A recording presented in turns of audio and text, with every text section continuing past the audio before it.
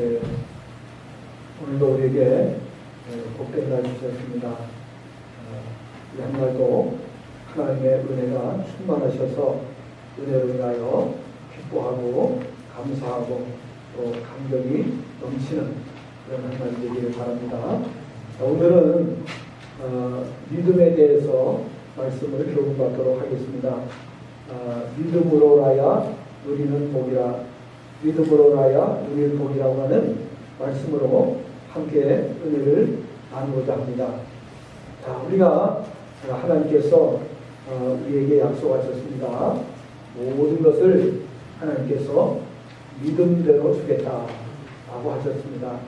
그래서 우리가 믿음을 준비하는 것이 이 세상에 또 우리가 살아가는 동안에 가장 중요한 힘을 우리가 알아야 하는 것입니다.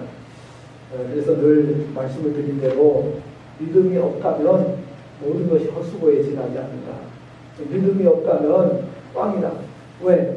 아무리 공을 들여서 정성을 다해서 쌓아놓은 것이라도 제국들이 무너지는 것을 우리가 역사를 통해서 배우면서 그렇구나, 모든 것은 한순간에 무너질 수가 있다. 여러분 생각해 보세요. 제국이 그 거대한 제국을 건설하기 위해서 얼마나 많은 노력을 했습니까? 그러나 그 무너지는 것은 순식간에 무너지고 마는 것을 볼 수가 있습니다. 그렇기 때문에 우리 개인의 삶도 마찬가지입니다. 개인의 삶도 정말 죽은 힘을 다해서 노력을 해서 쌓지만은 무너지는 것은 한순간인 것을 볼 수가 있습니다. 그렇기 때문에 이 하나님의 말씀에 우리가 귀를 기울이고 또 진리에 우리가 말씀을 따라서 살아가는 것이 가장 중요하다는 것을 알아야만 하는 것입니다. 자, 그래서 오늘 믿음에 대해서 우리가 배우는 시간인데요. 자, 오늘 이제 읽어드린 말씀, 복음에는 하나님의 의가 나타나서 이렇게 말씀을 하고 있습니다. 복음이 뭡니까? 자, 오늘 이 복음에 대해서 먼저 우리가 간략하게 설명을 듣고 그 다음에 믿음에 대해서 좀 더 깊이 우리가 말씀을 교훈받도록 하겠습니다. 자, 복음을 정리하려면 인생 전반을 완전하고 영원한 방향으로 이끌어가는 것이라고 이렇게 말할 수 있습니다. 우리 인생을 완전하고 영원한 길로 인도해 주는 것, 그게 복음이에요. 그리고 완전한 행복으로 이끌어 주는 것을 복음이라고 합니다. 그래서 복음을 믿고 따르는 사람들은 모두가 다 행복해지는 것을 볼 수가 있습니다. 물론 교회를 다녀도 이 복음 안으로 들어오지 않고 형식적인 신앙생활을 하는 분들도 간혹 있을 수가 있습니다. 그런 분들에게는 이 복음의 참 기쁨을 누릴 수 없지요. 그러나 복음 안으로 들어온 분들은 모든 인류 가운데 모든 사람이 다 행복해지는 것을 보게 되는 것입니다. 하나님께서는 이것을 언약으로 보증해 주셨습니다. 지난 시간에 언약에 대해서 말씀을 교훈 받으셨습니다. 언약 안에 있으면 모든 것이 다 끝난다. 언약 안에 있기만 하면 되는 거죠. 그래서 언약 안에 사는 백성, 언약 안에 사는 백성은 부족함이 없고 행복한 삶을 보장받게 된다 하는 것을 말씀을 드렸습니다. 언약 안에 사는 개인, 또 가정, 또 가문, 그리고 국가, 어느 가정이, 어느 국가가 부족함이 있습니까? 어느 국가가 가난한 국가가 있습니까? 없습니다. 그래서 언약 안에 들어온 모든 나라는 다 하나님의 은혜 가운데 살아가는 것을 볼 수가 있어요. 가난이 전혀 없습니다. 자, 그래서 이렇게 하나님께서 약속을 하셨고 그리고 그것을 지금까지 지켜주셨어요. 그럼에도 불구하고 사람들이 너무나도 고집을 많이 피우는 거예요. 하나님의 언약 안으로 들어오기를 싫어하고 마치 하나님의 언약 안으로 들어가는 것이 푸축한에 끌려가는 것처럼 그렇게 두려워하는 거예요. 하나님의 언약 안으로 들어가는 것을 그토록 사람들이 싫어하고 예, 거부하고 반대하고 이렇게 하다가 나중에 죽겠으니까 나중에 이제 복음 안으로 들어오는 경우를 볼 수가 있습니다. 대부분 사람들이 그럴 것 같아요. 어리석으니까, 미련하니까. 왜 그렇습니까? 인간은 타락한 본성이 우리 안에 남아있기 때문에 그런 것입니다. 아담의 타락한 이후로 타락한 본성이 우리 안에 남아있기 때문에 순순히 말 듣는 거 사람들은 싫어합니다. 예. 좀 버틸 때까지 버텨보고 고통 당해보고 시련 당해보고 그리고 나서 생각을 깊이 해보는 겁니다. 아, 정말 내가 가는 길이 바른 길이 아닌가? 잘못된 길이란 말인가? 왜 이렇게 나에게 시련이 많지? 왜 나에게 이렇게 고통이 많은 거야? 이렇게 생각을 하면서 이제 서서히 복음 안으로 들어오는, 그러니 얼마나 고난이 많겠습니까? 얼마나 시련과 역경이 많이 있겠습니까? 빨리 복음으로 들어오는 것이 답인데, 정답인데, 그래 그거를 깨닫지 못하는 안타까움이 있는 것입니다. 아마 우리 모두도 다 그렇게 했을 것입니다. 자, 그래서 이 하나님의 언약, 하나님께서는 언약으로 모든 것을 보증해 주셨어요. 그러니까 하나님 보증해 주셔요. 그럼 우리가 금반지를 사면은 보증서를 써주잖아요. 그죠? 보증을 해준다는 말이에요. 근데 하나님께서 우리에게 약속하신 것을 전부 다 보증을 해주셨어요. 보증을. 그렇기 때문에 우리가 이 세상에 살아가는 동안에 하나님의 우리는 언약의 보증을 받고 살아가는 사람들이기 때문에 그 하나님께서 언약을 지키신다는 것은 이거는 확실한 것이다. 이거는 우리 사람과 약속은 수도 없이 사람들이 거짓말을 하고 어기고 이렇게 하잖아요. 그러나 하나님께서 하신 약속은 결단코 이것은 변개되거나 또 그것이 취소되거나 또 어겨지거나 이런 일이 발생하지 않는다 하는 것입니다. 그럼 이렇게 하나님께서 언약으로 모든 것을 보증해 주셨는데 그 중에 우리가 정말 큰 그림을 그리자면 그 중에 믿음이라는 게 있어요. 하나님께서는 이 언약을 이루어 주시는데 전부 무엇을 가지고 이루어 주세요? 믿음을 가지고 이루어 주시는 거예요. 믿음. 그래서 내 믿음대로 이루어 주겠다. 믿음대로 되리라. 전부 다 이 믿음을 가지고 해주시는 거예요. 그러니까 우리가 믿음을 빼놓으면은 신앙생활 자체가 허물어지는 거죠. 믿음을 가지고 우리가 모든 것을 알아보고 또 이해하고 깨닫고 받아들이고 이렇게 해야 되는 것이죠. 그래서 믿는 사람들은 정말 믿음을 깨달은 사람, 믿음의 중요성을 아는 사람들은 뭐라고 해요? 눈만 뜨면 믿음 이렇게 하는 거예요. 믿음. 왜 자꾸 믿음? 왜 눈만 뜨면 믿음 하느냐? 사람들은 궁금해 할 수밖에 없는 것이죠. 성도는 믿음으로 살고 또 믿음으로 살아야만 하는 자들이기 때문에 늘 믿음을 강조할 수밖에 없는 것입니다. 하나님께서는 우리에게 믿음을 주시고 그 믿음으로 구원받고 복을 누리고 영원한 생명을 얻으라고 말씀하셨습니다. 믿음으로 그 모든 것을 누리라고 말씀하셨습니다. 그러므로 인생은 누구나 믿음으로라야 구원받고 복을 누리고 영원한 생명을 누릴 수 있음이 성경에 기록되어 있습니다. 그래서 복음은 조금 전에 말씀드린 대로 인생 전반을 완전하고 영원하고 행복한 방향으로 이끌어가는 것이 복음이에요. 그래서 그 복음의 한 줄기가 믿음이라는 거예요. 믿음. 그래서 이 믿음을 통해서 우리가 이 세상에서 모든 은혜를 누리고 복을 누리도록 하나님께서 그렇게 말씀하셨고 그것을 약속으로 보증을 해주신 겁니다. 그래서 우리가 믿음으로 살기만 하면 어느 나라도 전혀 부족함이 없어요. 믿음으로 사는 나라, 어느 나라가 부족합니까? 아무 나라도 부족한 게 없어요. 믿음으로 사는 가정, 부족함이 없어요. 믿음으로 사는 개인, 부족함이 없어요. 많고 적음을 떠나서 믿음으로 사는, 은혜로 사는 가정은 부족함을 전혀 느끼지 않는다고 하는 사실인 것입니다. 그래서 하나님의 은혜를 날마다 찬송하게 되는 거예요. 항상 기뻐하라고 말씀하고 있어요. 범사에 감사하라고 말씀하고 있어요.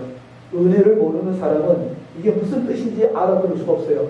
어떻게 항상 기뻐할 수 있느냐? 어떻게 범사에 감사할 수 있느냐? 이게 은혜를 모르는 사람으로서는 죽었다 깨어나도 이해를 할 수가 없는 겁니다. 그래서 우리가 하나님의 언약을 이해하고 그 다음에 하나님께서 우리에게 보증해 주신 이 믿음의 언약, 이것을 우리가 잘 또 깨달으셔야 됩니다.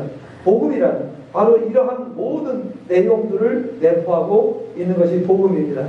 따라서 오늘은 복음 중에서도 믿음에 대해서 우리가 함께 교훈을 받고 크게 은혜를 나누기를 원하는 것입니다. 자, 그러면 왜 믿는 사람들은, 믿음에 온전히 들어온 사람들은 눈만 뜨면 믿음 하는가? 그 이유가 있습니다. 자, 그래서 첫 번째로 우리가 교훈받은 것은 믿음으로 누리는 복에 대해서 말씀을 드리도록 하겠습니다. 자, 그러면 믿음으로 대체 우리가 무엇을 누린단 말인가? 물론 우리가 많이 들었기 때문에 우리가 너무나도 많은 것이 우리 머릿속에 들어와 있어요. 그러나 이것을 잘 정리하면은 구슬이 서만이라도 꿰어야 보배라고 했어요. 그러니까 우리 머릿속에 너무나도 많은 지식이 들어와 있어요. 그러나 이것이 지식에 딱 정리가 안 그러면은 신앙생활을 깔끔하게 하지를 못하잖아요. 네. 그래서 오늘은 우리가 이 믿음에 대해서 확실하게 좀 정리를 하고 넘어가기를 바랍니다. 그러면 믿음으로 누리는 복에 대해서 말씀을 드리면요, 이 말씀 듣고 나면 다 뒤집어져요. 이 말씀 듣고 나면은 정말 우리가 이 믿음을 얼마나 내가 누리고 살아왔는가, 이 믿음에 대해서 내가 얼마나 깨닫고 이 믿음을 적용하고 살아왔는가 하는 것을 여러분께서 들으시면서 놀라실 겁니다. 자, 그러면 우리가 믿음으로 받는 복을 구체적으로 이렇게 말씀을 드리도록 하겠습니다. 첫째, 믿음으로 구원을 받는다 하는 것입니다. 믿음으로. 자, 우리가 구원 받아야 모든 게 시작됩니다. 그렇죠? 구원 받지 못하면, 여러분, 부자가 이 세상에서 아무리 많은 재산을 가지고 호화호식하고 매일매일 연락하면서 살았지만은 구원받지 못하니까 모든 것이 허사가 되잖아요. 이 세상은 금방 지나가요. 이 세상에 뭐 부자로 살건, 어떤 세상의 권력자로 살건, 이 세상은요, 조금 힘쓰는가 하면 벌써 늙어가지고 힘이 다 빠져가지고 힘을 쓰지 못하는 그런 모습을 우리가 보게 되는 겁니다. 그러니까 구원받지 못하면 아무것도 아니에요. 젊은 시간은 잠깐 지나갑니다. 우리가 막 활발하고 힘쓰고 좀 이렇게 인기가 있고 사람들이 막 인정하고 여기서 오라 저기서 오라 이렇게 할 때가 있었어요. 그러나 그 순간이 얼마 못 갑니다. 잠깐입니다. 그래서 기운이 다 빠져버리는 거예요. 그래서 사람이 40이 되면은 40이 되면은 매직은 한다고 해요. 매직은. 그 다음에 50이 되면 취직은 하다고 해요. 그러니까요, 40만 되면은 벌써 사람이 노화 현상을 몸으로 느껴. 그렇죠? 특별히 남성들 그렇잖아요. 남성들이 이렇게 나이가 벌써 40대가 되면 어떻게 돼요? 예전 같지 않다는 걸 느끼는 거예요. 20, 30대 이럴 때 하고 40대가 되면요, 부부 생활할 때 벌써 확 차이가 나는 거예요. 그러니까 인생이 살았다고 할 게 별로 없는 거예요. 그렇죠? 너무 짧은 거예요, 인생이.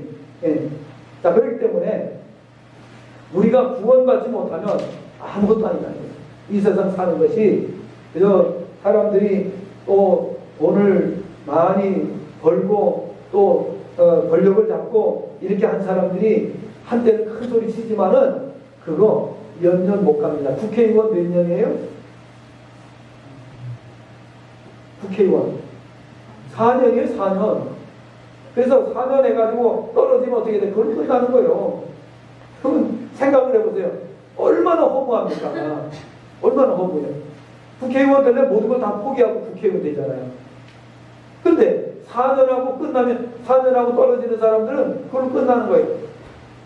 인생이라는 거요, 정말 우리가 깨닫지 못하면요, 정말 허망해질 수밖에 없는 거예요.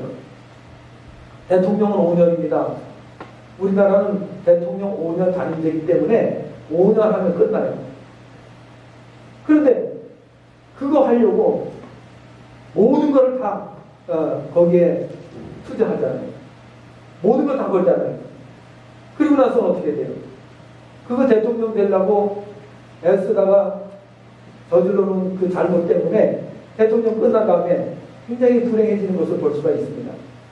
그러니까 정신 차려야 되는 거예요. 왜?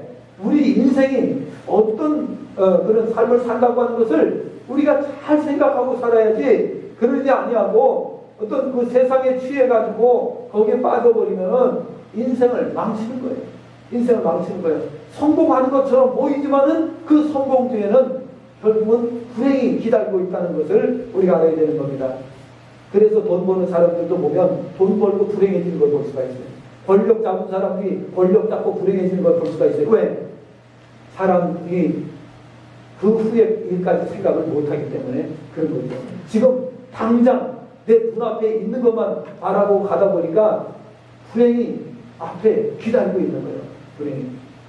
그래서 우리가 구원받지 못하면 의미가 없는데, 구원은 뭘로 받아요? 믿음으로 받는 거예요. 그렇죠?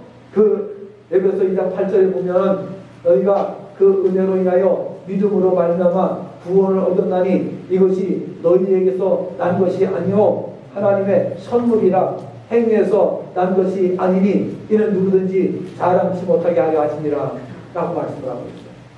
그래서 구원은 믿음으로 받아요. 두 번째, 믿음으로 하나님의 자녀가 되는 거예요. 믿음으로 하나님의 자녀가 되는 거예요. 자, 요한복음 1장 12절 말씀 잘 아시는 말씀이죠. 영접하는 자, 곧 그 이름을 믿는 자들에게는 하나님의 자녀가 되는 권세를 주셨다고 말씀합니다. 갈라디아 3장 26절에도 보면 믿음으로 하나님의 자녀가 되었다라고 말씀을 합니다. 세 번째로는 믿음으로 의에 이르게 된다고 말씀하고 있기 때문입니다. 우리 인간은 죽었다 깨어나도 의로워질 수가 없습니다. 죄를 지은 인생은 깨끗해질 수가 없습니다. 그런데 하나님께서 깨끗하게 해주셔야만 깨끗해질 수 있습니다. 하나님께서는 우리를 깨끗하게 해주시기 위해서 예수님을 십자가에 죽게 하십니다. 그 예수님을 십자가에 죽게 하심으로 그 십자가의 보혈로 우리를 깨끗게 해주셨다고 성경에 말씀하고 있습니다. 이것을 믿음으로 받아들일 때에 결국은 우리가 의로워질 수 있다. 성경은 말씀을 하고 있습니다. 오늘 읽은 본문에도 나와 있습니다. 하나님의 의가 나타나서 이렇게 말씀을 하고 있는 것입니다. 또 로마서 3장 22절에도 믿음으로 의로워진다. 28절에도 믿음으로 의로워진다. 4장 11절에도 믿음의 의에 대해서, 5장 1절에도 믿음의 의에 대해서, 10장 9절에서도 믿음의 의에 대해서 계속해서 이렇게 믿음으로 의로워진다, 믿음으로 의로워진다, 믿음으로 의로워진다, 계속해서 이 말씀을 반복하고 있는 것을 볼 수가 있습니다. 우리가 행동을 잘해서 의로워질 수 있는 사람은 성경에 보니까 하나도 없다고 말씀하고 있습니다. 그런데 어리석은 사람들은 행위로 의로워질 수 있다고 이렇게 말하면서 행위를 고집하는 것을 볼 수가 있습니다. 한마디로 이단입니다. 그래서 믿음으로는 의로워질 수, 하나님께서 그렇게 말씀하셨는데 하나님을 이겨먹으려고 그러는 거예요. 하나님을 이겨먹으려고. 예? 하나님은 행위로는 안 된다. 한 사람도 될 수 없다. 이렇게 말씀하셨어요. 그런데 행위로 의로워지겠다고 지금도 아직도 고집을 부리고 있는 사람들이 있습니다. 자, 믿음으로 의로워진다. 성경은 분명하게 말씀하고 있습니다. 네 번째로는 믿음으로 영적 부활에 이르고 영생에 이르게 된다라고 말씀하고 있습니다. 골로새 2장 12절 말씀, 요한복음 3장 16절 말씀, 또 요한복음 6장 22절, 로마서 6장 22절 23절 말씀, 또 요한일서 5장 13절 말씀, 이런 내용들을 보게 되면은 부활에 이르고 믿음으로 부활에 이르고 그리고 영생에 이르게 된다라고 말씀하고 있습니다. 자, 이거는 하나님의 은혜가 아니고서는 도저히 이루어질 수 없는 일들이에요. 그런데 이것을 다 하나님께서 믿음으로 이렇게 하셨어요. 다섯 번째로는 믿음으로 하나님 나라를 상속받게 된다. 로마서 4장 16절에 말씀을 하고 있습니다. 믿음으로 나야 하나님의 나라를 상속받을 수가 있는 겁니다.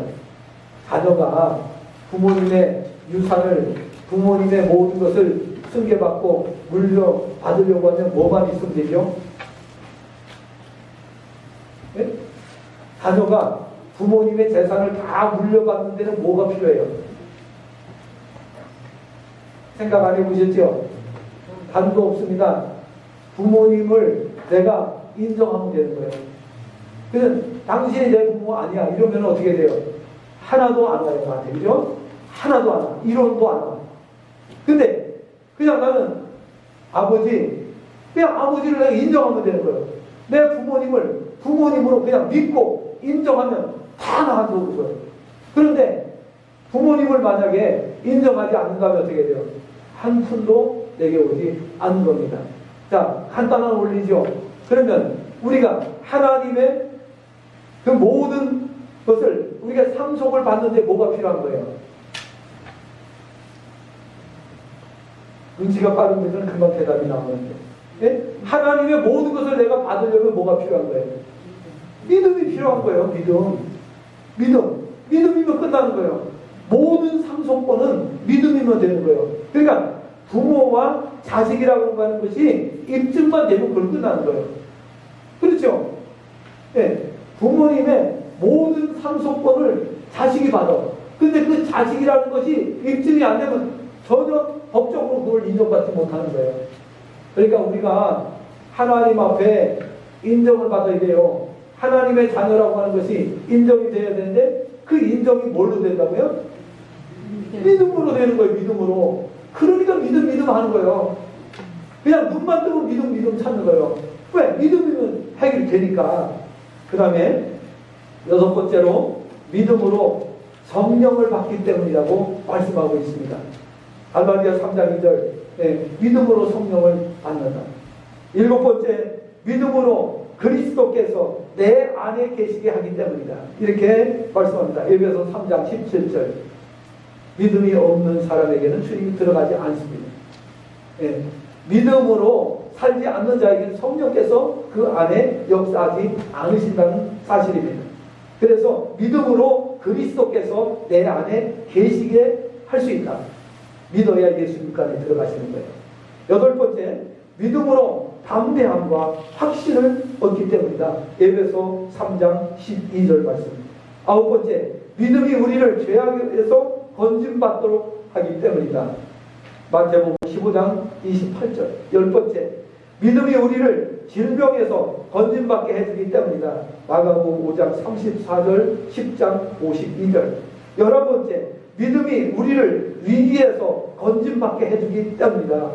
마태복음 21장 21절. 12번째, 믿음이 하나님의 영광을 보게 하기 때문이다. 요한복음 11장 40절부터 41절 말씀. 또 13번째, 믿음이 믿는 대로 이루어지게 하기 때문이다. 마가복음 11장 20절부터 25절 말씀. 14번째, 믿음이 우리를 어려운 가운데서 살려주기 때문이다. 마태복음 14장 22절부터 33절. 15번째, 믿음이 우리로 하여금 위대한 삶을 살게 하기 때문이다. 히브리서 11장. 여러분 히브리서 11장을 보게 되면은 믿음의 위인들이 나와 있습니다. 자, 그분들이 다 무엇을 따라 살았어요? 믿음을 따라 살고 믿음을 따라 죽었다. 이렇게 말씀을 하고 있습니다. 저와 여러분이 100% 성공할 수 있는 길이 있어요. 그게 뭐예요? 믿음 따라 살다가 믿음 따라 죽으면 됩니다. 그러면 100% 성공하는 인생이 됩니다. 자, 그 다음에 16번째, 믿음이 하나님 아버지를 기쁘시게 해드리기 때문입니다. 히브리서 11장 6절 말씀 보니까 믿음이 없이는 기쁘시게 못하나니 하나님께 나아가는 자는 반드시 그가 계신 것과 자기를 찾는 자들에게 상 주시는 이심을 믿어야 한다고 말씀하고 있습니다. 믿음이 없이는 안 되는 거예요. 마지막으로 17번째, 믿음으로 모든 좋은 것을 누리게 되기 때문이다. 마태복음 7장 11절, 누가복음 11장 13절 말씀. 자, 이렇게 믿음이면 모든 것이 다 해결되는 거예요. 이 외에도 수없이 많은 내용들이 있지만은 이 가장 중요한 구절들만 이렇게 제가 뽑아서 말씀을 드린 거예요. 17가지를 말씀드린 거예요. 그러니까 믿음이 모든 것을 누리게 하는 가장 중요한 것임을 우리가 알아야 되는 것입니다. 그래서 우리가 이 세상에 살아가는 동안에 우리가 필요한 모든 것들을 누리는데 완전하고 영원히 행복하게 누릴 수 있도록 안내해 주는 것이 아까 뭐라고 그랬어요? 복음이라고 했어요. 복음. 그렇죠? 그 복음 안에서 우리에게 확실하게 이렇게 제시하고 있는 것이 바로 그 중에 하나가 믿음이에요. 그래서 아주 중요한 거죠. 믿음은 우리가 복음을 누리는데 믿음이 아니고서는 이 복음을 누릴 수가 없는 것입니다. 그래서 믿음을 강조하는 거예요. 여러분, 그래서 믿음을 아는 분은 눈만 뜨면 믿음을 찾아야 돼요. 정말 이 믿음을 강조해야 되는 거예요. 자나깨나 믿음을 강조할 수밖에 없는 겁니다. 자, 그 다음에 두 번째로는 믿음의 원리에 대해서 말씀을 드리도록 하겠습니다. 자, 믿음의 공식이라고 할 수 있고 믿음의 원리라고 할 수 있는데, 자, 첫 번째, 믿음은 삼위 하나님의 선물임을 알고 기도하라는 것입니다. 그냥 믿음은 멍하니 가만히 있는다고 믿음이 생기는 거 아니고요. 또 믿음을 얻기 위해서 우리가 고목나무 밑에 가가지고서 우리가 빌어도 안 되고요. 땅을 파도 안 돼요. 바다에 가서 또 건져도 나오지 않습니다. 믿음이라고 하는 것은 하나님의 선물이에요. 선물을 거둬주는 거예요. 그러니까 우리가 하나님 앞으로 나가기만 하면, 우리가 믿고 나가기만 하면 하나님께서 우리에게 주시는 거예요. 그것이 바로 믿음이라는 거예요. 그러니까 믿음을 얻는 것이 우리가 정말 하나님의 방법대로 하기만 하면 어려운 일이 결코 아니라는 것을 알아야 되는 것입니다. 근데 믿음이 안 생기고 자꾸만 의심이 되고 그럴 때는 사람이 정말 힘들죠. 아무리 믿고 싶은데 안 믿어져. 정말 그것처럼 힘든 일이 어디 있겠습니까? 그런데 우리가 믿는 것은 전부 다 보이지 않는 것을 믿는 것입니다.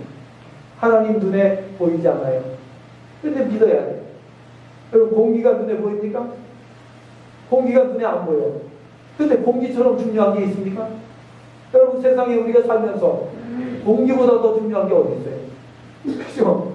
공기가 없으면 몇 초 후에 우리가 사망해요? 숨 못 쉬면 몇 초 후에 사망해요? 아무리 길어도 3분을 넘기 어려울 겁니다. 그렇죠? 공기 없으면 못 살아요. 눈에 안 보이지만은 이 공기를 우리가 마시지 않으면 우리는 못 사는 거예요. 하나님이 눈에 안 보인다고 해서 하나님 믿지 않으면 어떻게 돼요? 죽어요. 멸망해요. 영원히 불행 속에 빠지게 되는 거예요. 눈에 안 보인다고 해서 없는 것이냐? 아닙니다.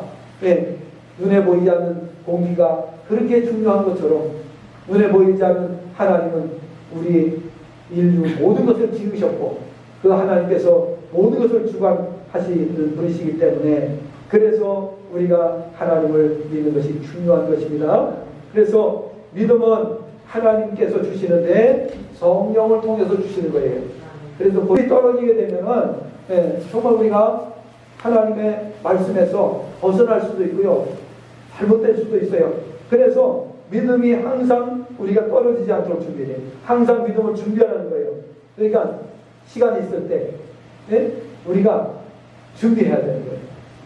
그러니까 나라가 어려워지면요. 나라가 이 코로나 상황이 되니까 이거 어렵잖아요. 어려운데 나라가 만약에 천재지변이 일어났다든지 아니면 전쟁으로 인해 가지고 나라가 막 쑥대밭이 됐다든지 이렇게 되면요. 그때 가서 믿음 준비하는 것은 이미 늦은 거예요. 그렇죠? 그때 가서 준비 안 됩니다. 그러니까 우리가 이렇게 평온할 때 준비하라고 했어요. 성경은. 평온할 때 기도하고 평온할 때 준비해 놓으라고 말씀을 했어요. 그런데 어리석은 자들은 어떻게 돼요? 평온할 때 놀러 다니자. 아싸 좋다. 정말 우리 살판났다 이러면서 돌아다니다가 믿음 준비 안 하고 어려운 위기가 닥치면 어떻게 해요? 믿음 없으니까 그냥 무너지는 거예요. 이걸 우리는 어리석은 자라고 말하는 겁니다. 절대로 어리석은 자가 돼서는 안 되는 겁니다. 코로나가 오기 전에 코로나를 준비해야 되는 거죠. 그 다음에 어떤 위기가 오기 전에 위기를 준비해야 되는 거지, 위기가 온 다음에 준비한다는 것은 이것은 있을 수가 없는 겁니다. 그래서 우리가 여유가 있을 때, 우리가 안전할 때에, 시간 될 때에 기도해 놓으시길 바랍니다. 열심히 예배 드리시고, 아유 이렇게 뭐 시간도 널널하고 그러니까 우리가 열심히 놀지 뭐, 나중에 어려울 때 기도하고 지금 놀지 뭐. 그게 아니에요. 성경은 그렇게 말씀하고 있잖아요. 시간 되고 하나님께서 기회 주실 때에 준비하라고 말씀하세요. 준비 잘하는 거예요. 그럼 어떻게 돼요? 위기가 와도 그냥 넘어가는 거예요. 위기가 와도 넉넉히 그것을 극복할 수가 있는 거예요. 그런데 준비 안 하고 있다가 어려운 일 당하면 믿음이 안 되는 겁니다. 그것을 이길 수 있는 믿음이 안 되는 겁니다. 그것을 뛰어넘을 수 있는 믿음이 안 되는 겁니다. 그때 무너지는 겁니다. 그때 막 하나님을 원망하고, 왜 나한테 이런 어려움을 주십니까? 원망하고 이러는 걸 볼 수가 있어요. 왜? 하나님께서 기도하라고 할 때 안 했으니까. 하나님께서 예배 드리라고 할 때 안 드렸으니까. 여러분, 지금 코로나지요? 코로나가 왔기 때문에 기도로 준비하라 할 때 안 한 사람들, 예배로 준비하라 할 때 안 한 사람들, 이때는 어떻게 돼요? 지금 불이 나게 해요. 불이 나게. 이미 벌써 위기가 왔잖아요. 위기가 왔기 때문에 지금 준비할 단계가 아니에요. 지금은 준비한 믿음을 가지고 극복해야 될 단계인 겁니다. 그런데 준비 안 된 사람들은 지금 이제 와가지고 바로 동동 굴고서 뭘 하려고 하는, 이미 늦었단 말이에요. 그래서 그런 신앙생활 하지 말아요. 우리가 이런 코로나 위기를 겪으면서 정말 깨달으시길 바랍니다. 위기는요, 오기 전에 대비해야 돼요. 온 다음에 대비가 아니에요. 온 다음에는 이미 준비한 것을 가지고 극복을 하는 거죠. 여러분, 오늘 이 말씀 들으시면서 한번 잘 돌아보시길 바랍니다. 내 신앙은 과연 어떤 신앙이었는가? 나는 위기에 대비하는 신앙이었는가? 준비하는 신앙이었는가? 예비하는 신앙이었는가? 이것을 생각해 보시기를 바랍니다. 그래서 오늘 우리가 이렇게 11번째는 우리 두 번째, 믿음을 항상 준비하라. 준비하라 이렇게 말씀을 드렸고요. 그래서 준비하는 신앙, 세우는 신앙. 그래서 믿음이 떨어지지 않도록 우리가 하라고 말씀을 드렸습니다. 마태복음 22장 1절부터 14절에 보면 혼인잔치에 초청된 자들에 대한 예화가 나와 있습니다. 또 25장 1절부터 13절에는 10처녀의 비유가 나옵니다. 또 14절부터 30절에는 달란트의 비유가 나옵니다. 전부 다 뭡니까? 준비했느냐 하는 것을 묻고 있습니다. 정말 예수님을 맞을, 주님을 맞을 준비를 하고 살았느냐 라고 하는 것을 여기서 묻고 있는 말씀인 것입니다. 그러니까 오늘 우리가 정말 위기가 우리 앞에 살아가면서 없을 수는 없어요. 살아가면서 여러 차례의 우리 모든 개개인에게 위기가 올 겁니다. 틀림없이 옵니다. 그랬을 때에 그 위기를 대비해서 우리가 잘 준비된 신앙이 되시기를 바랍니다. 그래서 어떤 위기가 오더라도 그 위기를 잘 극복할 수 있는, 교회도 마찬가지고 가정도 마찬가지인 겁니다. 잘 극복할 수 있도록. 세 번째로는 믿음을 성장시키라는 겁니다. 정체되어 있는 신앙이 돼서는 안 됩니다. 안주하면 안 됩니다. 내 현재의 상태에 머무르려고 하는 그런 신앙이 되지 말고, 내가 지금까지는 이렇게 신앙생활 해왔으니까 내년에는 한 단계 더 업그레이드 시키겠다. 이런 마음의 준비를 하고 살아야 되는 줄로 믿습니다. 그러니까 지금까지 이렇게 살아왔는데 이거 안 됩니다. 그렇게 되면은 발전이 없어요. 그러면 더 큰 신앙으로 나갈 수가 없어요. 왜? 우리는 앞으로 더 큰 일을 해야 되잖아요. 그렇잖아요. 앞으로 교회도 양적 역세권이 들어온다면서요. 삼기 신도시가 바로 옆에 들어오잖아요. 그러면은 교회가 뭐 지금까지 이렇게 왔는데 뭐 그냥 가지 뭐 그거 어떻게 됩니까? 큰일 나는 겁니다. 큰일 나는 거예요. 가정도 그렇고 개인도 그렇고 교회도 마찬가지예요. 국가도 마찬가지예요. 아니 지금까지 이렇게 왔는데 국가도 지금까지 뭐 이렇게 왔는데 뭐 그냥 가지 뭐 이러면 어떻게 해요? 열강에 의해서 먹히게 돼 있어요. 네? 불행한 나라가 될 수밖에 없는 거예요. 항상 대비하고 준비하는 그러한 나라가 살아남는 거예요. 가정도 마찬가지고, 기업도 마찬가지고, 다 마찬가지예요. 그래서 항상 준비하는 믿음. 그 다음에 성장을 해야 된다. 성장. 믿음이 계속해서 자라나도록 성장시키는 믿음이 되야 된다. 에베소 4장 15절 말씀을 보면 오직 사랑 안에서 참된 것을 하여 범사에 그에게까지 자랄지라 그는 머리니 곧 그리스도시라 라고 말씀하고 있습니다. 그러니까 우리는 계속해서 자라가야 된다. 왜? 그래야 큰 일을 할 수 있죠. 한낱 그 식으로 만약에 우리가 있다면 큰 일을 못하죠. 큰 일을 하기 위해서는 힘을 키워야 돼요.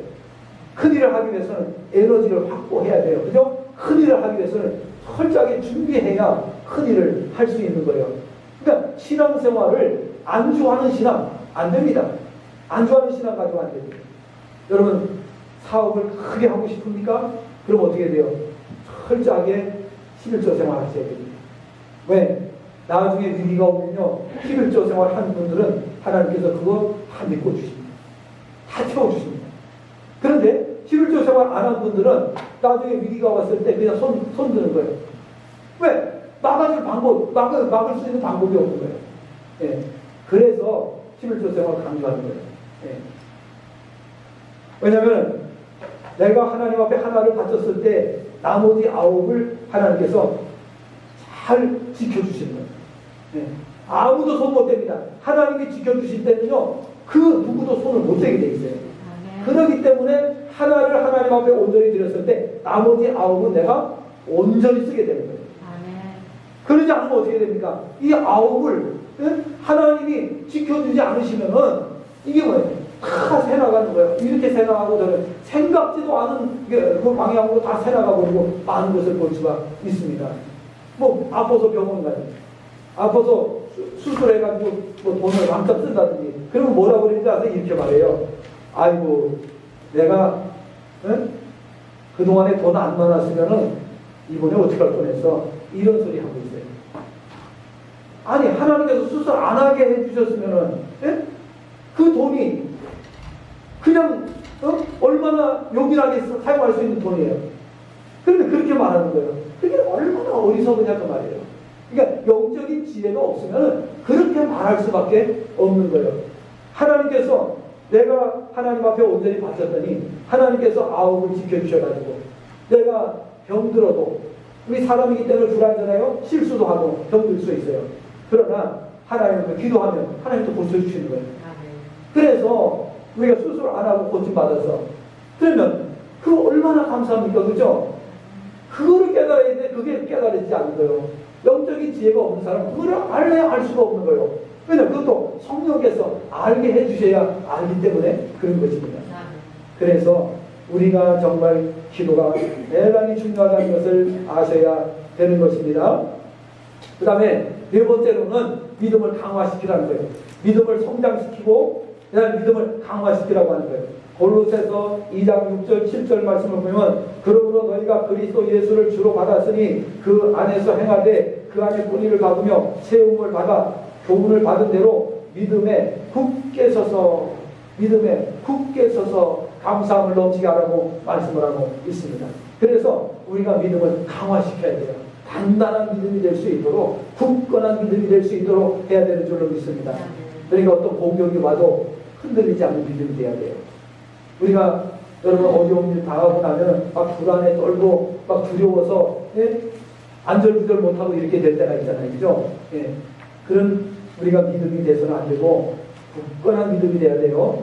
어떤 일이 닥쳐와도 우리가 준비된 믿음을 가지고 해야 됩니다. 5번째로는 믿음의 부요한 자가 되라는 거예요. 이제는 굳건한 믿음을 넘어서 어떻게 믿음의 부자가 되라는 거예요. 세상 부자 되기 위해서 사람들은 얼마나 눈을 부릅뜨고 있는지 몰라요. 그러나 믿음의 부자가 되면 다 해결될 거예요. 괜히 세상 부자 된다고 해가지고 아까 말씀드렸죠. 제국도 한순간에 무너져요. 거대한 부자도 한순간에 부도가 나서 무너질 수가 있어요. 그렇기 때문에 그런 것을 우리가 부러워하고 그것을 목표로 정하고 쫓아가면 안 돼요. 그거는 믿음의 사람이라고 할 수가 없는 거예요. 믿음의 부자가 되시면 다 해결되는 줄로 믿습니다. 야고보서 2장 5절 말씀에 보니까 하나님이 세상에서 가난한 자들을 택하사 믿음에 부요하게 하시고 또 자기를 사랑하는 자들에게 약속하신 나라를 상속으로 받게 하지 아니하셨느냐라고 말씀을 하고 있습니다. 세상에 가난한 자들을 택하셔서 믿음에 부요하게 하셨다. 믿음의 부자가 되게 하셨다. 오늘 이 자리에 나오신 분들은 믿음에 부요케 된 자들인 줄로 믿습니다. 암암주에서 코로나 환자가 여러 명이 나왔어요. 어떤 교회에서도 나왔어요. 그러니까 오늘 교회에 못 나오신 분들이 또 있어. 왜? 아이고 코로나가 교회에서 침범했다는 게 오늘 예배 드리러 가서 또 코로나 걸리면 어떻게 이렇게 생각해서 안 나오신, 물론 그런 분은 안 계시리라 생각이지만은 자 정말 우리가 믿음이 있어야 되는 거예요. 믿음에 부요케 하신 분들은 어떤 상황이 있어도 예배 드리는 줄로 믿습니다.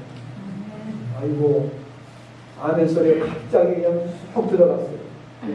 겁이 난다. 여러분 우리는 정말 생명 걸고 신앙을 지켜야 돼요. 아무도 아멘 소리가 안 나오네요. 생명 걸고 생명이 나오니까 여러분 믿음의 부자가 되시기를 바랍니다. 그래서 정말 큰 믿음을 가지고 살아가셔야 된다는 거예요. 네. 그래서 유럽의 어떤 목사님이 옛날에 흑사병이라는 게 돌았는데요. 흑사병이 지금 코로나보다 더 무서운 병이야. 그런데 그 흑사병이 걸렸을 때에 국가에서 사람을 모집했어요. 이 흑사병으로 죽은 시체를 치워줄 사람이 없어가지고 왜? 다 전염이 되니까 흑사병 걸리니까요. 시체를 치워줄 사람이 없는 거예요. 그래서 이제 국가에서 사람을 모집을 했어요. 그랬더니 한 노인이 나왔어. 노인은 내가 시체를 치우겠습니다. 그거 나왔어. 근데 그분이 누구냐? 은퇴 목사님이야. 은퇴 목사님인데 이분이 아무것도 착용하지 않고 그냥 맨손으로 나와가지고서 시체들 갖다 다 치워주는 거야. 근데 사람들이 다 기절을 하고 뒤로 넘어질 정도가 됐죠. 왜냐하면 다른 사람들은 뭐 이 올라가는 방호복도 입고 뭐 다 해야 되잖아요. 그런데 그냥 맨몸으로 그냥 이 시체들을 갖다 치우는 거예요.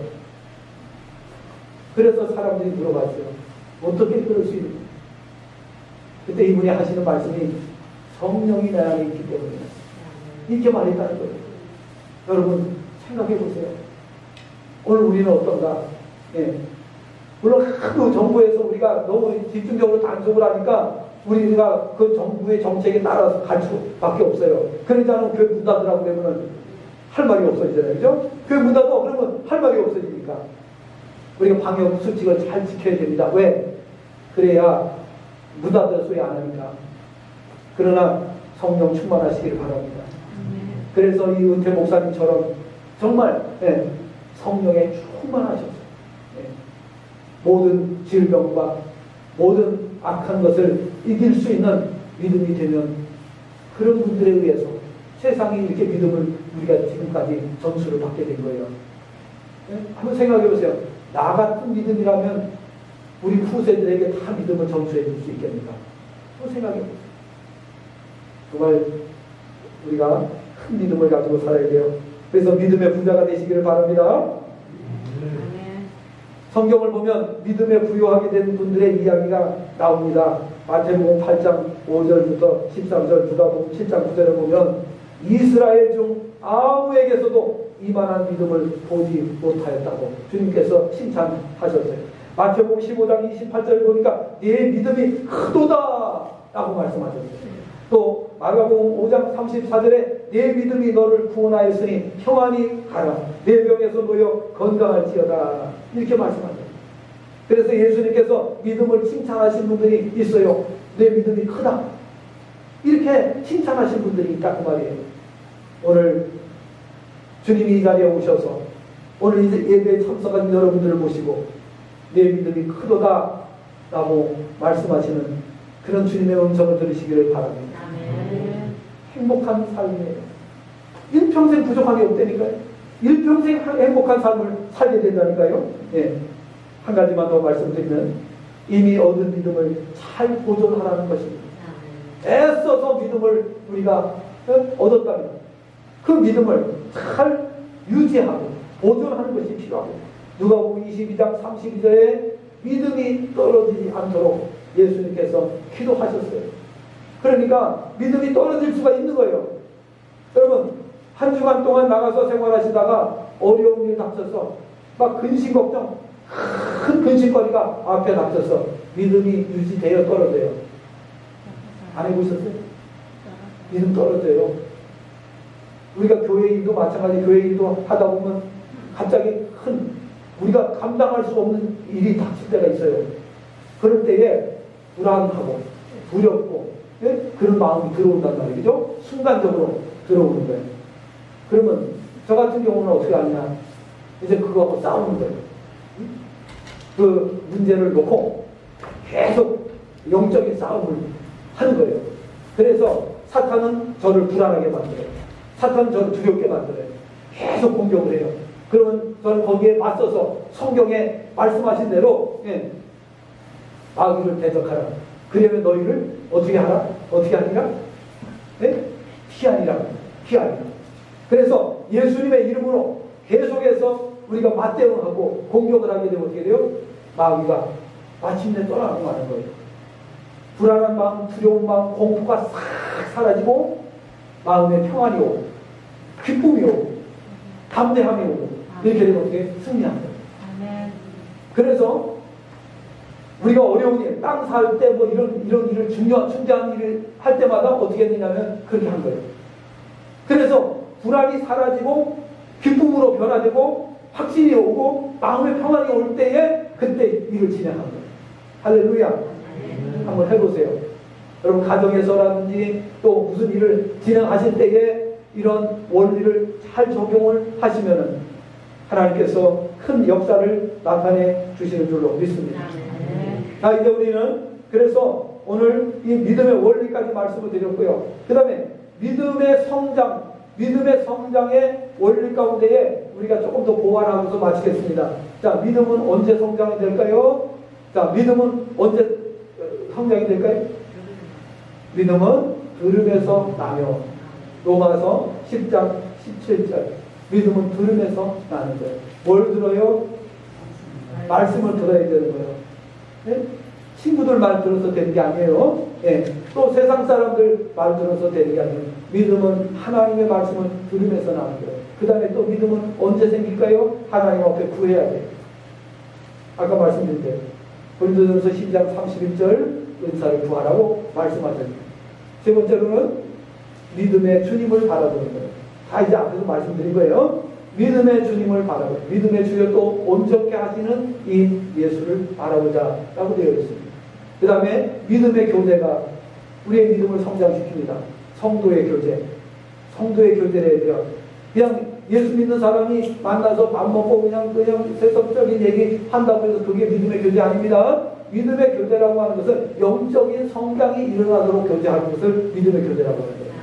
그냥 만나서 밥 먹는 걸 갖다가 말하는 게 아니에요. 성경에서 말씀하고 있는 것은 우리가 영적인 성장에 도움을 주고 영적인 케어가 일어날 수 있도록 영적으로 도움을 줄 수 있는 그런 교제를 의미하는 겁니다. 그렇게 할 때에 우리의 연약해졌던 믿음이 회복이 됩니다. 그리고 우리가 정말 또 강건해지고 그리고 담대함이 생겨요. 말씀 다 듣고 나면 어떻게 돼? 됐어. 나 이제 됐어. 아이, 다 됐어. 왜? 이 마음속에 일어난 변화 때문에 해결이 다 됐다고 선포하는 거예요. 뭐 다른 어떤 환경적인 요인이 바뀌어서 전혀 그건 바뀐 게 없어요. 그런데 말씀을 듣고 깨닫고 나니까 어떻게 돼요? 됐어. 해결됐어. 할렐루야. 이러면서 가는 걸 볼 수가 있습니다. 말씀이 그렇게 놀라운 효력을 가지고 있다는 것 여러분 기억을 하시고 우리가 지금까지 우리가 살아오시면서 신앙생활을 다시 한번 점검해 보시면서 오늘 믿음에 대해서 다시 한번 점검하는 시간을 가졌습니다. 우리가 복음에 대해서도 말씀을 드렸고요. 이런 말씀을 잘 머릿속에 정리하면서 앞으로 좀 어려운 일 닥치고 이렇게 할 때 조금 전에 말씀드린 대로 그 방법으로 사탄을 대적하시고 사탄을 완전히 쫓아내시고 그 다음에 마음에 뭐가 와야 돼요? 기쁨과 평안과 확신이 오면 이긴 거예요. 승리한 거예요. 그리고 나서 우리가 일을 진행하게 되면은 불가능한 일이었는데 해결이 되는 걸 볼 수가 있습니다. 해보지 않고서는 도저히 이게 무슨 뜻인지 모를 거예요. 해보시기 바랍니다. 네. 그렇게 위해서는 준비가 필요합니다. 내가 영성을 준비해야 되는 거예요. 정말 인간이 해결할 수 없는 문제, 여러분 가지고 있잖아요. 인간이 해결할 수 없는 문제인데 그거 영성으로 해결하셔야 돼요. 그런데 영성이 준비가 안 돼 있으면 안 되는 거예요. 이게. 그렇기 때문에 영성을 차근차근 준비하시고 믿음 준비하시고 제자 대학 하실 때 막 은혜 충만했을 때 있죠. 그 상태를 유지하셔야 되는 거예요. 성령 충만했을 때 그리고 정의 회복 수양하고 성령 충만 받으셨을 때 그 상태를 유지하셔야 되는 거예요. 그러면 유지하는 건 제가 쫓아다니면서 해드릴 수가 없어요. 제가 모였을 때는 해드릴 수 있지만은 그때는 각자 여러분이 알아서 하셔야 되는 거예요. 그러니까 정말 우리가 영성이 얼마나 중요하다는 것을 다시 한번 생각하시기 바랍니다. 기도하겠습니다. 우리 한번 합심해서 기도하겠습니다. 오늘 말씀을 기억을 하시면서 하나님 정말 알았습니다.